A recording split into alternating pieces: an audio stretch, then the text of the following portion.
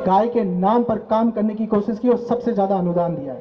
साथियों, आप जब देखेंगे आज भाजपा और कांग्रेस में सबसे बड़ी आपको पता है फर्क क्या है।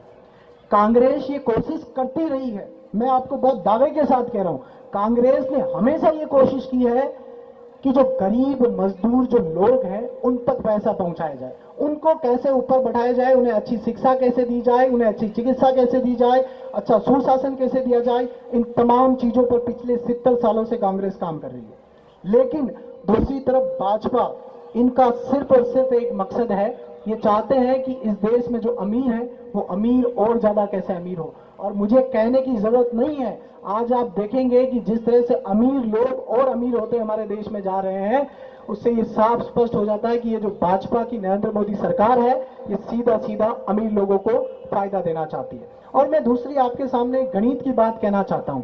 हमारे देश का जो क्षेत्रफल है तो आप देखेंगे 32 लाख वर्ग किलोमीटर लगभग क्षेत्रफल है। और इस देश में जो लोग पैरवी करते हैं, मैं उन लोगों को बहुत एग्जैक्ट कैलकुलेशन के साथ कहना चाहता हूं कि इस देश में कभी भी प्राइवेटाइजेशन सक्सेस नहीं हो सकता। इस देश की जनसंख्या और इस देश के क्षेत्रफल के हिसाब से यहां समाजवाद लाना पड़ेगा। यहां जितने भी पब्लिक रिसोर्सेज है, चाहे वो माइनिंग हो, चाहे पेट्रोलियम हो, चाहे तमाम जितने भी रिसोर्सेज हैं, उन पे सरकार का अधिकार होना चाहिए साथियों। लेकिन आज ऐसा नहीं है। आप देखेंगे कि तमाम चीजों को जिस तरह से मोदी सरकार बेचने की कोशिश कर रही है, जो आदमी अमीर है उनको अमीरी और उनके हिस्से में आती जा रही है। आने वाले टाइम में ये हमारे लिए ठीक नहीं है, या कुछ और ही है इस देश में। साथियों, आज जो भारतीय जनता पार्टी के लोगों को आप देखेंगे, आप देखिए, मैं बड़ी रिसर्च के साथ आप सब लोगों के साथ आया हूं। पिछले 3-4 सालों से आईएएस की तैयारी कर रहा था, चीजें बहुत बारीकी से पढ़ी समझी कि आखिर वास्तव में हो क्या रहा है, तब मुझे चीजें बारीकी से समझ में आई। वो सब चीजें मैं आपको समझा रहा हूं। तो साथियों, आज देखेंगे 2019 के चुनाव के बाद जो चुनाव है भारतीय जनता पार्टी का, इनके दो मेन इशू है। 2019 वाला 18 वाला जब चुनाव था तब दो मेन इशू थे। क्या मेन इशू थे? एक इशू तो इनका ये था कि हिंदू और मुसलमान। दूसरा इशू क्या था? गाय के नाम पर राजनीति। साथियों, गाय के नाम पर राजनीति तो अशोक गहलोत ने इनकी पूरी तरह से चौपट कर दी है। और जब इनकी गाय ने आज गोबर कर दिया है तो अशोक गहलोत ने यह तक कह दिया कि तुम घबराओ मत, तुम्हारे गोबर को भी मैं खरीद लूंगा। तो साथियों, आज अशोक गहलोत जो है, देखिए पार्टी पॉलिटिक्स होती रहेगी, लेकिन हमें चीजें समझने की जरूरत है। आज पूरे हिंदुस्तान के अंदर अशोक गहलोत की तारीफ हो रही है। आप खुद सब चीजों को समझेंगे, परखेंगे तो आपको पता चलेगा कि अशोक गहलोत साहब के लिए नरेंद्र मोदी भी नहीं बोलते। उनको पता है कि अगर मैं इस इंसान के खिलाफ बोला तो मेरा भी वोट बैंक खिसक सकता है, क्योंकि उस इंसान ने जिस तरह से चिरंजीवी बीमा को यहां लागू किया है। आप सोचिए, आप सोचेंगे इस चीज को तो आपको पता चलेगा कि सबसे ज्यादा दुखी आदमी कहां होता है। मैं डॉक्टर हूं, मुझे पता है सबसे ज्यादा इंसान परेशान अगर होता है तो अस्पताल में होता है। गहलोत साहब ने राइट टू हेल्थ का जो बिल पास किया है, पूरे हिंदुस्तान में नहीं पूरे दुनिया में उसकी चर्चा हो रही है। ये चीज हमें सोचनी पड़ेगी।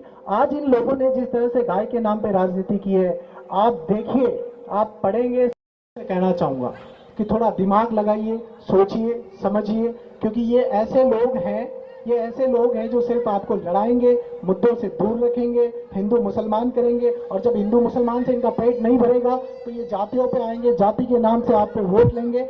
और आप खुद सोचिए, जो आदमी आज आपके धर्म के नाम पे वोट ले रहा है, कल वो आपको जातियों में डिवाइड करेगा। ऐसे आदमी को कभी भी जब आप वोट देंगे, कभी आपकी तरक्की नहीं हो सकती।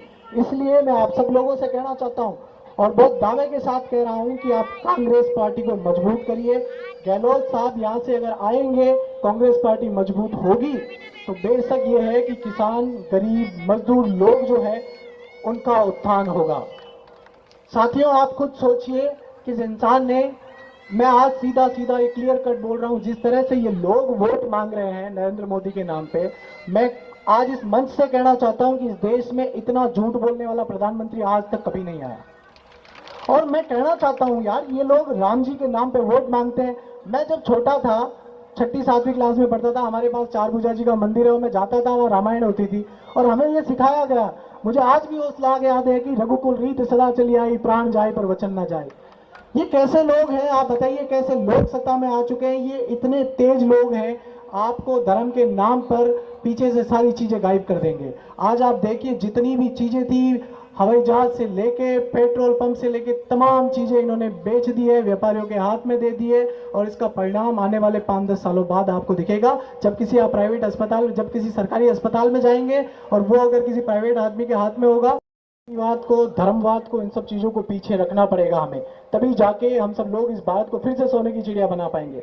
साथियों, 2014 का वो दिन याद कीजिए जब आपसे क्या कहा गया था, बहुत हुई महंगाई की मार, अब की बार मोदी सरकार। आज मैं आप सब लोगों को बताना चाहता हूं कि 45 साल में सबसे ज्यादा बेरोजगारी आज है।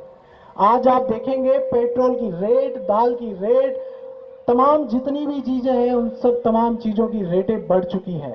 उसका सीधा सीधा कारण यह है कि आपको धर्म के नाम पे एक चश्मा लगाया जा रहा है और पीछे से जितनी भी तमाम चीजें हैं वो गायब की जा रही है। आपसे जनधन खाता खुलवाया गया था कि नहीं खुलवाया गया था? आपको डीमोनेटाइजेशन की गई थी, नोटबंदी की गई थी। उन तमाम चीजों का जब आप परिणाम देखेंगे ना, तो आपको पता चलेगा कि ये लोग उस किस्म के लोग हैं जो गरीबों मजदूरों का कभी साथ नहीं दे सकते। ये उनका शोषण करेंगे, उनका साथ अन्याय होगा, तमाम चीजें करेंगे, और आपके साथ जब अन्याय होगा तो ये आपको धर्म का चश्मा उड़ाएंगे। आपको कहेंगे कि आप हिंदू हैं, आपको कहेंगे कि आप गुर्जर हैं, आपको कहेंगे कि आप जाट हैं, आपको कहेंगे कि आप बनिए हैं, आपको कहेंगे कि आप ब्राह्मण हैं। और इन तमाम चीजों से होगा क्या? आप और हम सब लोग लड़ेंगे। और एक चीज याद रखिए, योगी जी हो चाहे मोदी जी हो, हिंदू मुसलमान पे नाम पे या किसी भी जाति के नाम पे आपको लड़वा देंगे। लड़ेंगे वो नहीं, लड़ेंगे आपके बेटे बेटी, आप खुद। तलवारें आपके हाथ में दे देंगे, बंदूकें आपके हाथ में दे देंगे, मरेंगे आप। और इस चीज से कभी इस दुनिया में कभी किसी का फायदा नहीं हुआ। और मैं कहना चाहता हूं कि आज जब इस देश का ये जो कह रहे हैं, इनकी जो आप देखेंगे लाइनें कि सना